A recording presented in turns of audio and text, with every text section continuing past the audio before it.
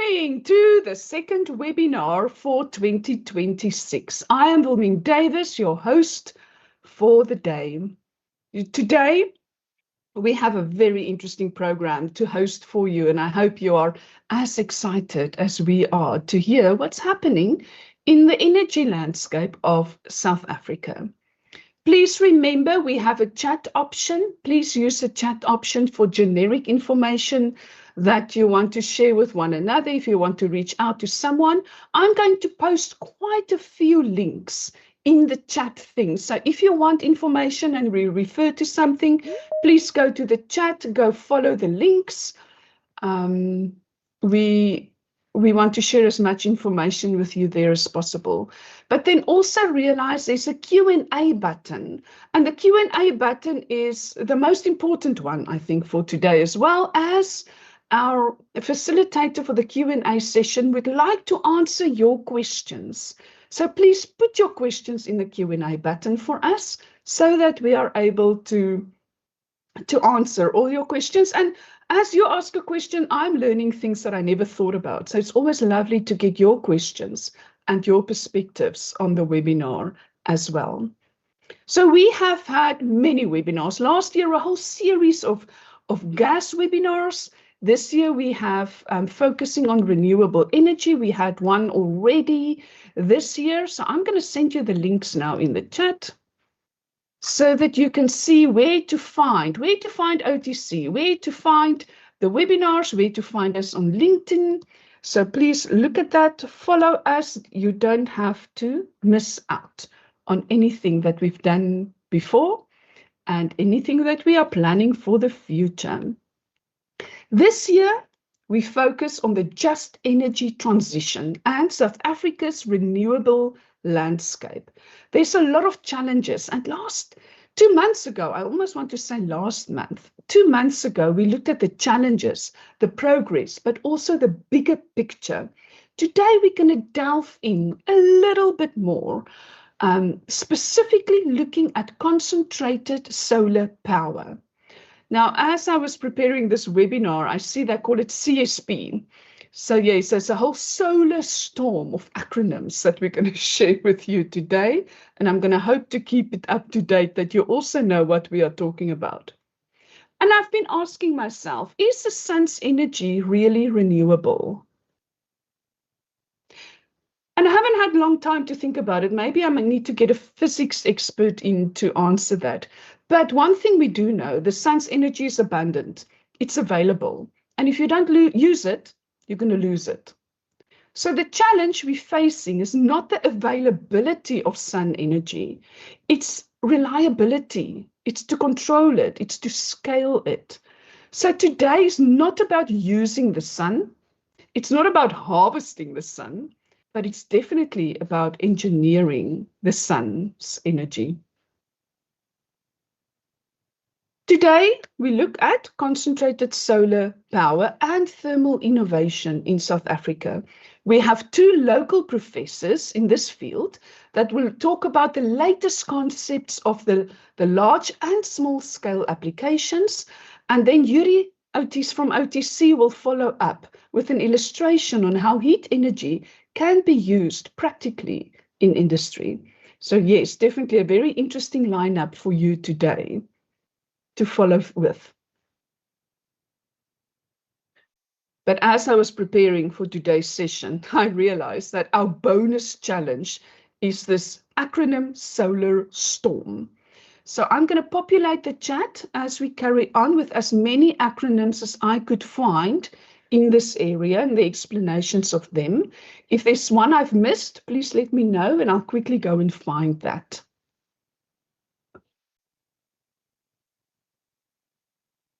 Okay. Our first speaker today will explore how we capture and concentrate solar energy at utility scale. In many ways, this is where the engineering of the sun will begin. Now, I'm very privileged today to introduce our first speaker. I worked with Prof. Craig many years ago, fresh from university, before he was a prof. He holds a PhD in reactor optimization from the University of the Witwatersrand. He's also the winner of the Bill Neal May Gold Medal from SAICI, the South African Institute of Chemical Engineers. Now, lately, he's a professor in mechanical and mechatronic engineering at Stellenbosch University. There he holds the ACWA Aqua Power Chair in concentrating solar power, and he also leads the Solar Thermal Energy Research Group. I will post the links for you in the chat soon. His group's research spans concentrating solar thermal systems, thermal energy storage, green hydrogen, and energy systems engineering, with a focus on the role of solar thermal energy in South Africa's energy transition. A mouthful. He's going to talk about dispatchable heat and power with concentrating solar thermal. So dispatchable heat and power with concentrating solar thermal by Prof. Craig McGregor. With that, Prof. Craig, I'm handing over to you. Okay, so thank you for the very kind introduction, Wilmien, and welcome to everybody. And thank you for giving me this opportunity to speak about my passion, which is solar thermal energy. And Wilmien, I would say the sun is renewable because, well, it's going to be millions and billions of years before it runs out. So for our purposes, it's renewable. So as Wilmien said, I'm from the Solar Thermal Energy Research Group, and we'll be talking about concentrating solar thermal today. So I'm going to start just with a little bit of setting the scene. So this comes from a study from the International Renewable Energy Agency, typically known just as IRENA. And they did a study on concentrating solar power and looked at its potential. And they see a 150-fold increase in the deployment of solar thermal power systems across the world. So that's a staggering amount, and it will require a staggering investment. So South Africa has concentrating solar power plants, but it's stalled. So my theme today for the talk is, so why did it stall in South Africa, and what is the potential for the future? Everybody knows that South Africa has a lot of sun, but I think what not everybody is necessarily familiar about is we distinguish technically between two types of sun. So the one is what we call direct normal irradiance, or DNI. So Wilmien, there's one for your list, but maybe more easily just beam irradiance. And this is the sunlight that comes directly from the sun to a surface. There's also another type of irradiance that comes from the sun, and we call that diffuse. And as the name suggests, that's the stuff that gets reflected off the clouds, the particles in the atmosphere, etc. And the advantage about beam irradiance is that we can actually concentrate it. So not every place in the world gets the same number of sunlight hours in a year, but not every place has the same beam irradiance. And so this map shows the world map in terms of DNI, or beam irradiance, and you will see South Africa is one of the top locations in the world. We're in fact, so we sit here in the Northern Cape at nearly 3,000 kilowatt hours per year per meter squared. Sorry, excuse me. A lot of locations, particularly China, near the Gobi Desert, in the south of Spain, where they've also deployed significant quantities of solar thermal, sit around 2,000. So we sit significantly better than them. So how do we concentrate solar power? Well, when we're doing this industrially, we're essentially building an industrial scale magnifying glass. So we use what's called a parabolic concentrator. This is exactly the same as your DSTV satellite dish. And anybody who remembers some high school mathematics, it's in fact the shape of a parabola that concentrates here at a single point. Now we can take that parabolic shape and divide it up into segments and then rearrange those segments. And then we get a different type of concentrator that is also used in solar thermal that we will come across during the talk. So that parabolic shape we can build into a mirror. And if we do this in 2 dimensions, so we just keep that parabolic shape all the time, we're in fact concentrating along a line. And this type of concentrator we call a parabolic trough. Parabolic troughs are, you need to track the sun, so the trough moves from east to west as the sun rises in the east and sets in the west. It always keeps the sunlight here concentrated at this point. Well, point in 2D, but a line in 3D. And at that line, we put a tube that heats up in the sun.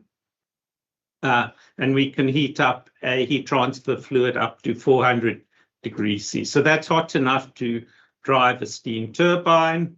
And with that steam turbine, we can then drive a generator and create electricity. The alternative is not to just keep that heat and use it for an industrial process. So there are four plants in South Africa that use this technology for power, all in the Northern Cape around Upington.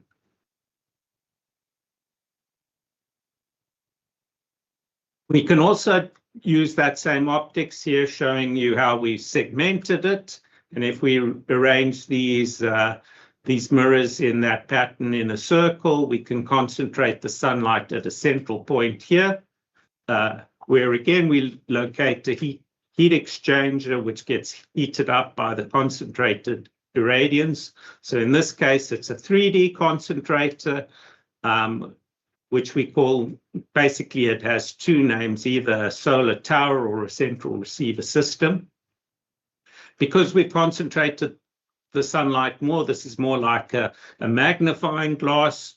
We can heat up a heat transfer fluid, in this case, to 565 degrees Celsius. So that's hotter, so applicable in a wider range of industrial processes. And for those who remember their engineering thermodynamics, that lets us get to a higher efficiency as well in the steam cycle. There are 2 plants that use this technology in South Africa. The one's located just outside Upington, so very visible, the tower, if you ever go and visit Upington. And there's also the Redstone plant that was commissioned last year. This one includes 12 hours of storage, which is enough to run, keep the plant running right through the night. So you get 24/7 solar power out of a plant such as this. So just to quickly cover technically how all of this works in terms of getting to electricity or heat from concentrating solar thermal. We start with a tank here, which we call the cold tank. The cold tank might be quite hot, but it's just lower temperature than the hot tank. So this tank, after we've been generating electricity all through the night, is empty. We pump that heat transfer fluid up the tower through our receiver, where we concentrate with our mirrors that track the sunlight. That heat exchanger heats up, the receiver heats up to a temperature around 600 or so, and heats the fluid inside the heat exchanger inside the receiver to 565, and that then gets pumped into the hot tank. So during the day, the cold tank starts, the hot tank is empty and the cold tank is full. And as we go through the day, we're pumping the cold tank up, heating the fluid and filling up the hot tank. So by nighttime, we then have, at sunset, we then have a full hot tank that allows us to continually generating electricity through the night. In terms of the Rankine cycle, we start with our water, we pass it through a series of heat exchangers where we generate superheated high pressure steam. This then passes into the turbine, drives the generator at the end of the turbine shaft. Our exhaust steam from the turbine is then at a low pressure, low temperature. We condense that in an air-cooled condenser to save on cooling water, and that completes all the cycle. So this gives us power potentially fully through the day and through the night if we've got a large enough storage tank. Cost-wise, CSP has fallen significantly over the last decade or so, around about 70%. But all the other renewable technologies, so here's CSP, dropping down to about around 12 cents back in 2022, 12 US dollar cents per kilowatt hour. But you'll notice here photovoltaics, PV has dropped, started out actually more expensive and dropped to lower. So if you just look at the energy costs, PV looks better. But the problem with PV is you only get electricity during the day, where CSP, you're paying more for it, but you're getting it during the day and the night. And the other typical one, which is wind, is here, is also cheaper. So I've got here the 22 figures because this is the nicest graph from Arena, but you can look up the most recent price for CSP is down here at around 9 cents. Our Integrated Renewable Energy Power Purchase Agreement program in South Africa, sometimes known as the REIPPP or program, has gone through 4 bid windows in South Africa. And here this is some of our research from the Solar Thermal Energy Research Group, where we're comparing the actual international costs here in maroon versus in green, the bid window prices. So we were running lower than typical international prices. So we see that big drop in South Africa, but unfortunately, after bid window 3.5, which was a CSP only bid window, that program was stopped in South Africa. And so we haven't had the opportunity to continue along this trajectory down. CSP in China at the moment is just over a rand per kilowatt hour, or 1,000 rand per megawatt hour.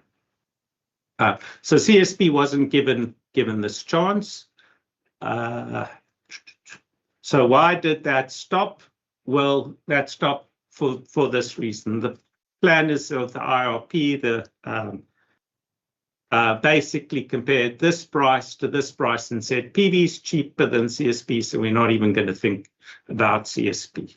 But of course, that's not the correct comparison, because in fact, we know that CSP includes storage, whereas PV doesn't. So here's a comparison where we try to do an apples with apples comparison. So I'm looking at here some calculations we did around providing power from 4 p.m. to 8 a.m. So that's from sunset through the evening to sunrise. So the first standard comparison is here just PV, and that's obviously cheaper than CSP.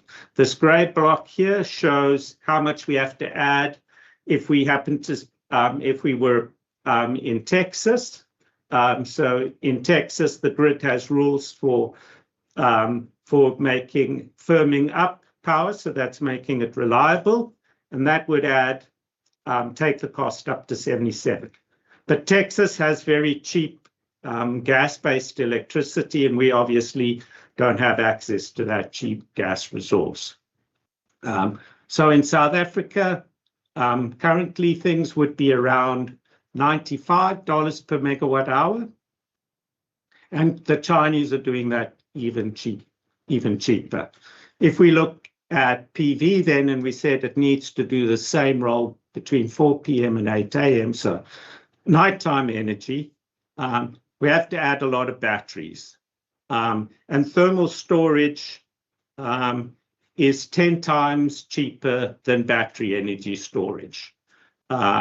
So it scales nicely in CSP, but if batteries, you need to spend a lot of money to add that. So that takes the costs up to around 166. So you can see if you're comparing equivalent roles, CSP is significantly cheaper than PV with batteries.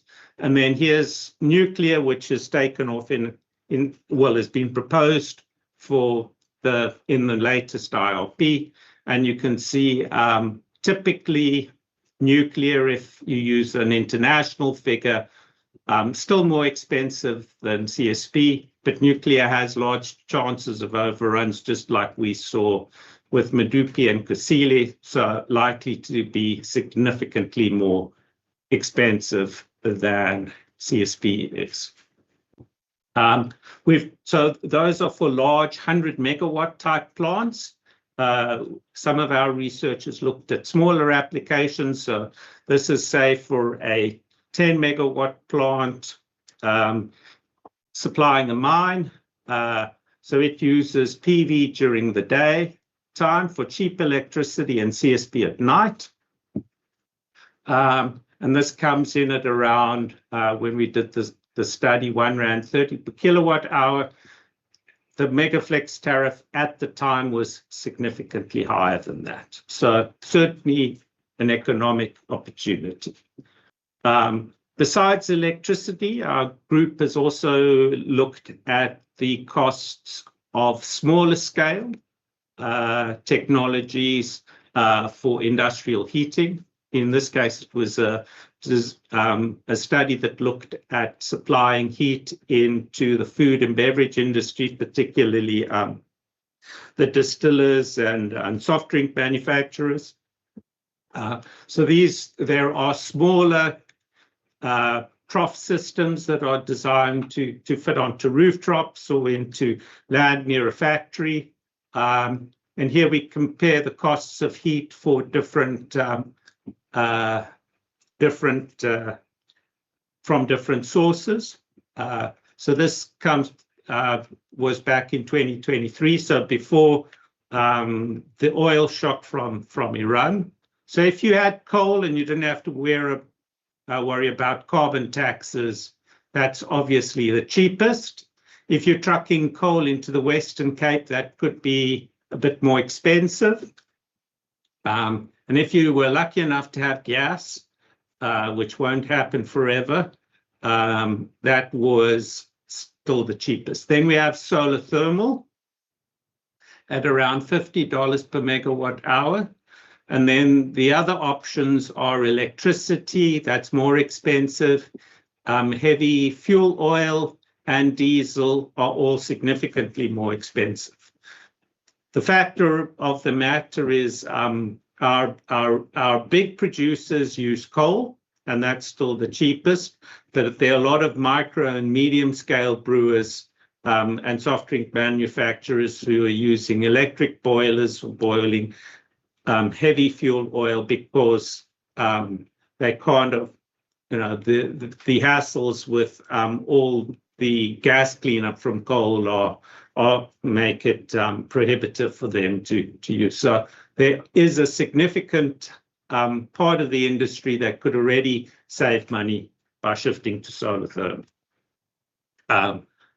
So just to finish off, our research group is basically looking at three things. So the first is how can we close the gap to manufacturing costs with China? The second is what role can CSP have in the grid in South Africa? And thirdly, really, how do we take our existing plants and make them run better? And how can we take that learning into the industrial plants of the future? So I'm going to finish off there, and just to say this picture here shows a new type of tower system that we're collaborating with one of the top manufacturers in Europe. So this is a multi-tower system, and it's quite nice in that this is something where you can use it for industrial heat, and as your needs change or you become comfortable with the technology, you can add on one of these modules and expand your heat production. So with that, thank you very much for the opportunity, Wilmina and OTC, and I'm going to hand back to you. Thank you, Prof. Craig. And I know we give you so little time to put so much information into a 15-minute. I think we can still talk for hours on the subject. But yeah, let's look at the Q&A and see if there's even more that we can share there. How lovely to see that, yes, with CSP, you can actually work throughout the night. We've worked on another project, and the biggest concern for a manufacturing plant is that time when there's no sunlight with a photovoltaic cell. So lovely that, as you say, it already includes storage into the package that we are offering. Our next speaker for the day is Prof. Willem Roux. He's from the University of Pretoria, Prof of Mechanical and Aeronautical Engineering. I'm going to post his group's link there as well. You'll see I've posted Prof. Craig's link also for you in the chat if you want to know more of what they are doing. Now, Prof. Willem is an associate professor at the Department of Mechanical and Aeronautical Engineering in Pretoria. He's a registered professional engineer. He leads solar thermal energy and power systems STEPS research group. It focuses on the testing and development of novel technologies for the smaller scale solar power systems and also power generation systems as part of the Renewable Energy Hub and Spokes program. He holds a PhD in mechanical engineering, thermodynamics and heat transfer. I remember when I was at university, thermodynamics was seen as one of the most difficult subjects that you can take. He received the university's Exceptional Young Researcher Award in 2025, quite recently. So what a privilege, Prof. Willem, to have you on our program as well. The title of his talk is Micro-Concentrated Solar Power for Heating and Power. Micro CSP for Heating and Power, Prof. Willem Roux. Thank you, Willem. Right, yes, so as Wilmine mentioned, I'm an associate professor at the University of Pretoria in the Department of Mechanical and Aeronautical Engineering. So I think, Craig, you did a good job for introducing the CSP scenario that we have in South Africa. So thank you for that. I agree 100%. So yes, South Africa is one of the best solar resources in the world, and this resource is free to use and study for us as South Africans, and we should take the lead in this field in terms of skills development, training, product development, and manufacturing. So I think this is a very exciting research field to be in, where we as South Africans can take the lead. Just a quick background on the University of Pretoria. We are now 118 years old.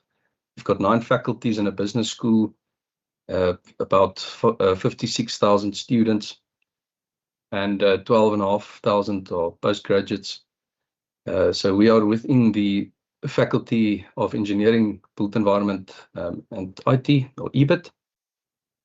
And all our engineering departments are EXA accredited, and we produce roughly 30% of all the engineers in South Africa. Here you see a very old photo from 1959, but this is what our department looks like nowadays. We graduate between 200 and 300 mechanical engineers every year in our Department of Mechanical and Aeronautical Engineering.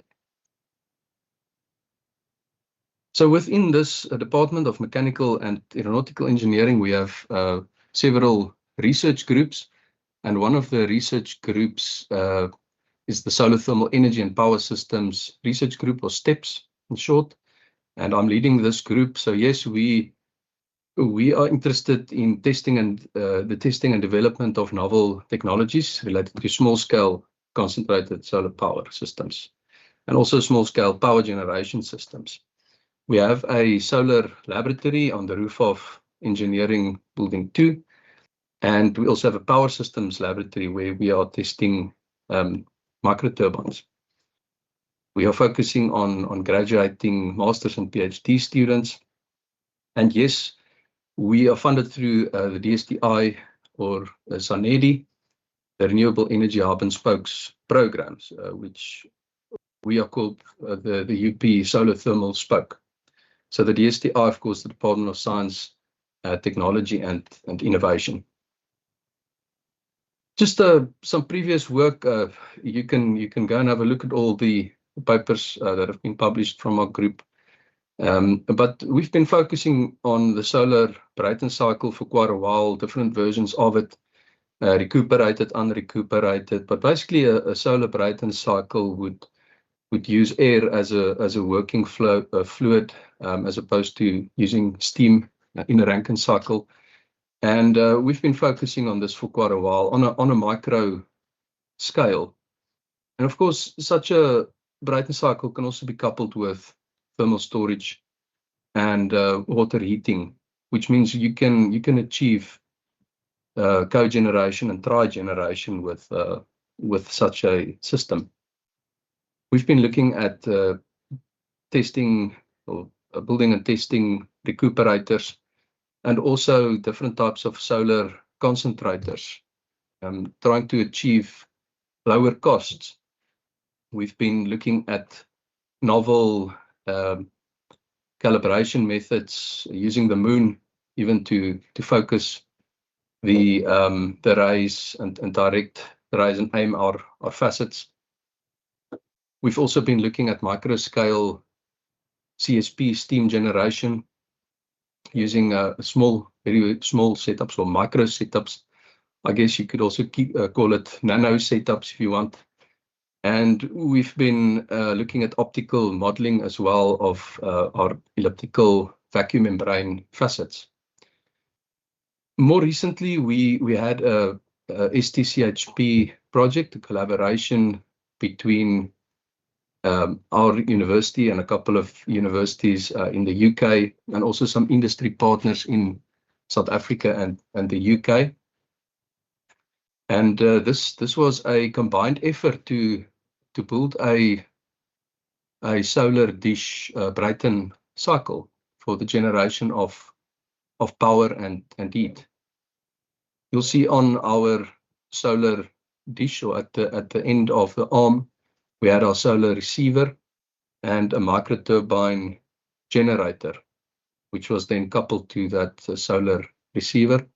And downstream of the microturbine, we also had a solar salt thermal storage unit, which means we were able to generate electricity and also store some of the heat from the process. You're welcome to have a look at those publications. Of course, we are also involved, or we also want to generate patents whenever there's an opportunity. And here you can see typically what a solar dish would have to do throughout the day. It has to track the sun. This is just a simulation or an example where I hope you can see the animation where the solar dish has to track the sun, but it has to also go into a safe storage position at night, because Of course, the challenge here would be wind. We have to design these solar dish systems so that they can handle very high wind speeds and be safe. So we have a patent for that. We've got multiple patents. One of the advantages of this patent is that we can take the solar dish and we can pack it up and put it on a trailer and actually deploy it in a rural community. So here you can see how the solar dish can fold up and then it can go on the road and it can be demonstrated elsewhere off campus. And that is exactly what we did. In 2025, last year, we, with the funding from the DSTI and SANEDI, we were able to take such a system to a rural village in Limpopo, Masia village. So this was then a mobile hybrid solar gas turbine that was demonstrated in Limpopo. Here you can see a photo of what it looked like. And we were able to demonstrate combined heat and power, combined heating and power, or CHP, using micro CSP or using a small scale or nanoscale solar dish. This setup was able to show that we can generate electricity, steam, and melt metals at the same time. This setup, you'll see there's the solar receiver. We also had gas, so the micro turbine was running from gas and also supplemented with the concentrated solar power. We were able to then generate electricity with the micro turbine and also generate steam or hot water using the exhaust, high temperature exhaust coming from the micro turbine. And we were also able to melt zinc metal because the temperature is so high after the air or the combustion products leaves the micro turbine. Here is just an image showing, or a figure showing how this worked. We have our solar receiver where the solar rays would enter here at the aperture. And there is then the micro turbine. Before the micro turbine, there is a combustion chamber, which means the solar receiver acts as a preheater before the air enters the combustion chamber and then the micro turbine. The exhaust gas from the micro turbine would then go into the zinc melter or the zinc heat exchanger where we were melting zinc. And there was then also the downstream heat exchanger for heating water, and we were able to generate steam. Overall, the solar dish was able to reduce the fuel consumption by about 30%. Now, this technology was demonstrated at Masia village in Limpopo, like I said, but they were very interested in the melting of metals feature that we demonstrated there. And they said we should come back and we should demonstrate a system that only melts metals. And we've been working on that as well. We have demonstrated on the roof of Engineering Building 2 that we can melt zinc directly also. And here we have a couple of videos. So you'll see we have a rotating solar receiver where the solar rays are aiming towards that receiver aperture. And then after a while, the zinc is becomes a fluid, a liquid, and we can pour it. So this is what it looks like. I think a micro CSP setup like this has tremendous opportunities and applications in the mining sector, also recycling. And the outcome of this study, this was a master's student who graduated, and the outcome there was that we can process about 14.4 kilograms of zinc in a typical day per square meter of reflector area. Now, the current projects that we're busy with, I mentioned briefly the ones that we did in the past. What we're currently doing is to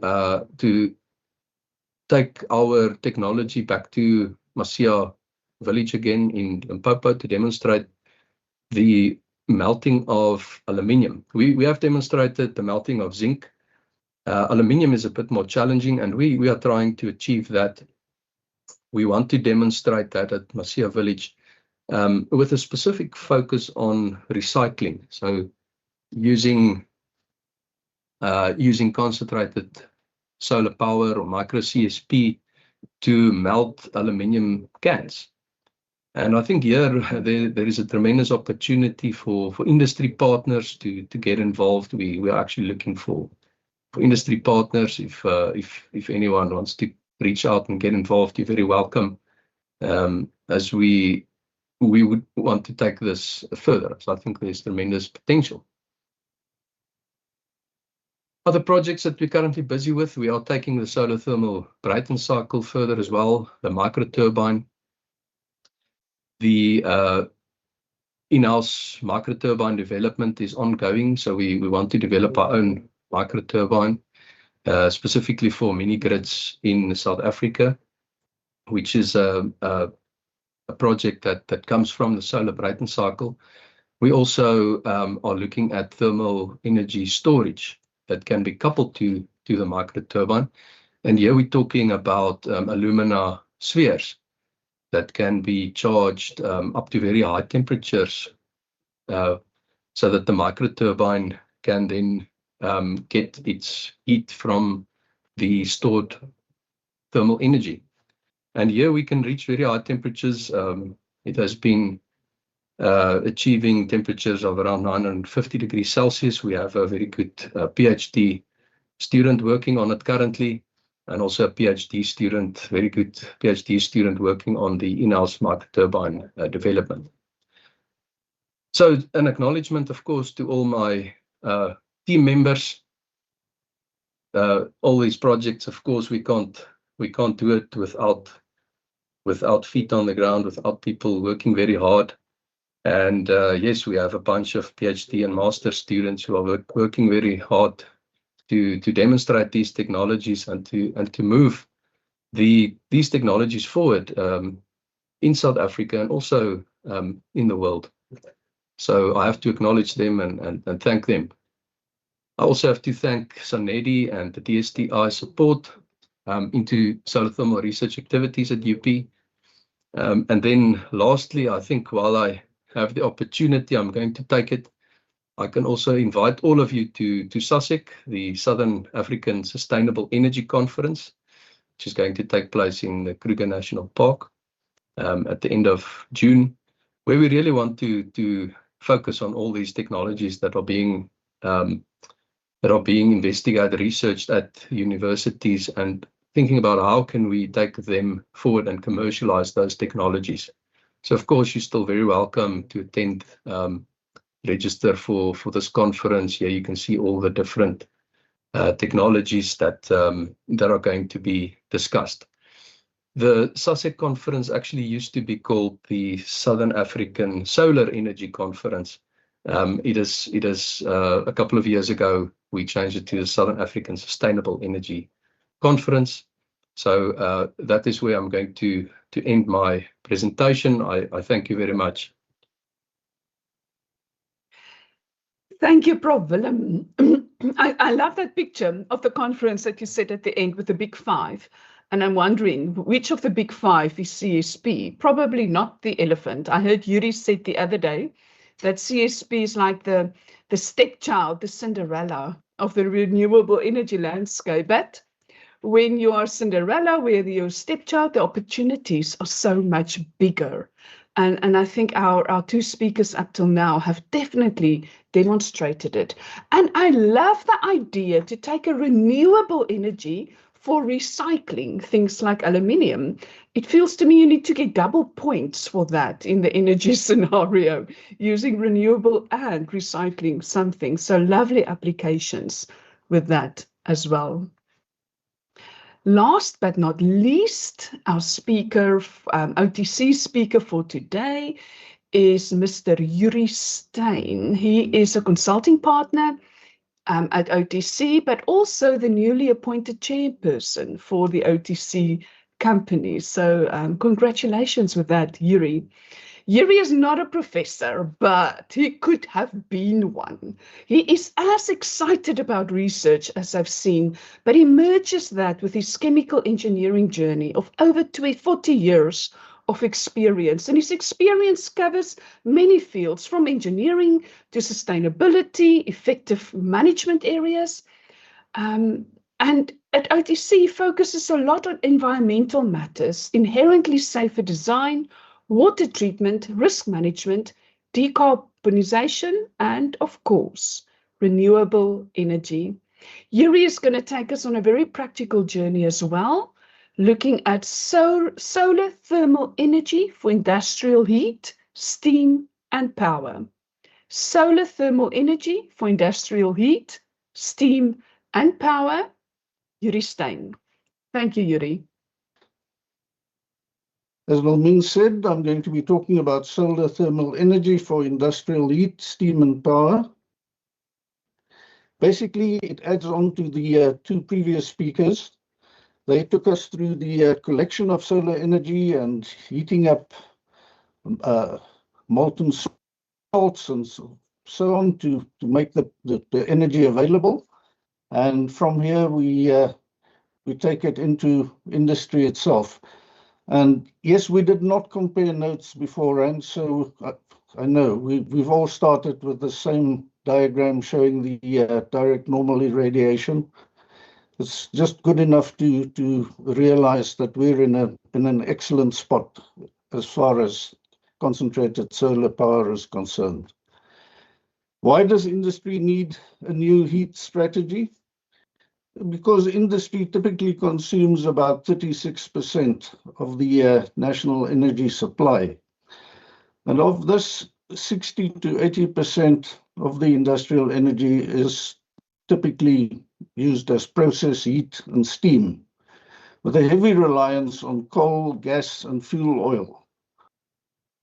Pressure in terms of carbon taxation and Scope 1 pressure, this is external pressure on people producing products and energy using fossil fuels, that's increasing. Boilers are aging, maintenance cost is rising, and there is a need for a very predictable long-term energy pricing. So the industrial energy problem is that energy, typically heat and electricity, the demand is continuous and it's mission critical for a large plant or any other process that you may be running. Steam quality must remain stable in terms of temperature and pressures. Any volatility in fuel prices obviously disrupts your operating expenditure. Load shedding can threaten factory uptime. If you start using renewable energies, obviously thermal storage is essential. And decarbonization targets require non-fossil fuel-generated heat. And solar thermal energy can overcome all of these problems. Now, what does industry typically require? It requires thermal energy in the form of steam. Typically, high-pressure steam can be 30 bar and upwards. Medium-pressure steam between 10 and 20 bar. Low-pressure steam, it will be typically between 3 and 5 bar. And then heat, which can be supplied as a heated thermal oil, depending on the process that you have. Then obviously also electrical energy, some more abbreviations for you. Low voltage alternating current systems, you can have low voltage, so 230 volts or 400 volt three-phase, or 230 volt single phase for your offices and so on. Also high voltage alternating current systems, 6.6 kilovolt or 11 kilovolt. And then direct current systems, typically 12 or 48 volts for your process control and instrumentation. What do you get from solar thermal systems? You've heard the two professors talk about it, and this is really just a summary. You get high temperature heat, anything from 250 degrees and upwards. You can generate process steam for boilers and reformers. You can cost effectively store energy for anywhere from 8 to 16 hours. You have dispatchable power for critical loads. It's easy to hybridize with existing boilers and other systems you may have in place. And you can also hybridize with solar PV, wind energy, and water power. This is a quick run-through of what you've seen in the other two presentations. Line focus systems, we talked about the parabolic trough. Concentration ratio anywhere from 50 to 80 with an optical efficiency of 55%. There's some temperatures that you can reach with a system like that. Craig mentioned the Renewable systems. Concentration ratio anywhere between 30 and 70, so it's slightly lower than the parabolic trough, and a slightly lower optical efficiency, but you can still reach fairly high temperatures. The solar tower, it's the central power receiver with the heliostats around it. Significantly higher concentration ratio, 500 to 800, an optical efficiency of about 85%. And single point focus parabolic dish systems, your concentration ratio can be as high as 2000, with an efficiency slightly lower than for solar towers, anywhere between 50 and 70%. And you can reach very high temperatures with these point focus systems, up to 1000 degrees. If we look at solar thermal energy for steam and power generation, and I'm not going to talk about the first couple of blocks because our first two speakers covered those very well. But in a heat exchanger or boiler, you can heat up water or condensate. It's highly pure water. Heat it up to give you superheated steam, high pressure steam, which you send through a steam turbine. Out comes low temperatures, low pressure steam, which you then condense and pump it back into the system. So steam turbine systems are essentially heat engines for converting heat energy into mechanical energy by alternatively vaporizing and condensing a working fluid, in this case with the condensate or water, in a process in a closed thermodynamic system known as the Rankine cycle. And both previous speakers mentioned that as well. So you have the Rankine cycle going around, high pressure steam, steam turbine, condenser, pump, heat it up again. That's your Rankine cycle. And you generate electricity, which you can then distribute. So the question is, now what about all these different pressure steams that I said an industry requires? Well, for that one needs to look at a typical steam turbine generator in a little bit more detail. It's not just a small thing. A typical industrial steam turbine is as large as a school bus. And it has a high pressure turbine section, it has a medium pressure turbine section, and a low pressure turbine section. So you generate your high pressure steam, it goes into the high pressure turbine part of it first. Out comes medium pressure steam, which you can reheat if you want to. Take it to the medium pressure section. Out comes low pressure steam, which you take into your low pressure turbine. Out comes very low pressure steam, which you can then condense and reuse the condensate or water in your steam boiler. And obviously, you can draw off any of these different pressure steams to feed your system, depending on how the system was designed. And by turning the shaft of the turbine, you obviously rotate the generator, which generates electrical power to supply your plant. Now, a very interesting, relatively new concept is to use solar thermal energy for power generation using supercritical carbon dioxide. Now, carbon dioxide is normally a gas, and I think most people are familiar with carbon dioxide gas and also dry ice, which is the solid state of it. You will see that at the normal atmospheric conditions, like 1 bar, 1 atmosphere, and low temperatures or temperatures that ambient temperatures, you can only have carbon dioxide in either the gaseous or the solid form. But as you go up higher in temperature and pressure, you reach a triple point where you can have carbon dioxide in a solid, a liquid, and a gaseous state. And then there's a very interesting thing that happens at the so-called critical point, which is 31.1 degrees Celsius and 73.9 bar pressure, is it starts behaving differently. In this phase, it's known as supercritical carbon dioxide. And supercritical carbon dioxide, it's neither a liquid nor is it a gas. It's both.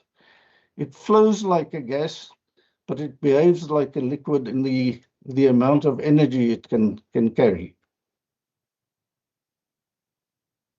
Carbon dioxide can be heated directly in a solar tower, or it can be heated up by solar energy stored in molten salts or in hot rock systems, which can heat the CO2 to temperatures as high as 700 degrees C. The supercritical CO2 spins a compact turbine, which drives the generator and thereby produces electricity.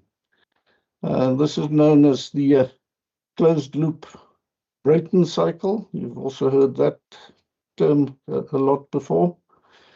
But the interesting thing in the Brayton cycle, using supercritical CO2, is that the CO2 remains in the supercritical state. It does not go back to a gas or a liquid or anything. It remains in the supercritical state, which is ideal for very compact and high output industrial power blocks. Supercritical carbon dioxide turbines are typically 1/10 the size of steam turbines for the same or even higher output. Now, if you utilize supercritical CO2, what does the Brayton cycle look like? Brayton cycle is a gas turbine type thermodynamic cycle consisting of 4 fundamental processes.